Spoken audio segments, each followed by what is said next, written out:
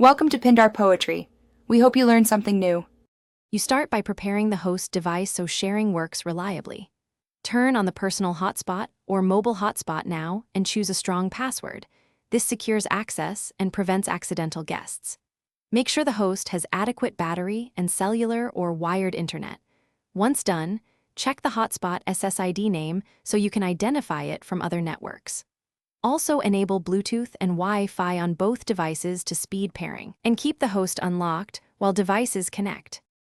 Next, on the device you want online, open Wi-Fi settings and select the hotspot SSID you noted earlier. Enter the password exactly. If supported, use Nearby Share, AirDrop, or scan a QR code to avoid typing errors. For laptops, pick the hotspot from the network list or import a QR-generated profile so you don't expose the password in public. Make sure the client device keeps Wi-Fi enabled and waits for a confirmation. Once it connects, verify internet by loading a web page. To finish, confirm the client can browse or stream. Also monitor the host's data usage and battery so sharing doesn't stop unexpectedly.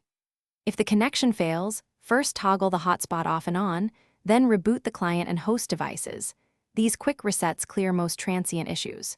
If problems persist, forget the network on the client and re-enter credentials, and make sure access point isolation is disabled on the host so devices can communicate. That usually resolves stubborn connectivity problems.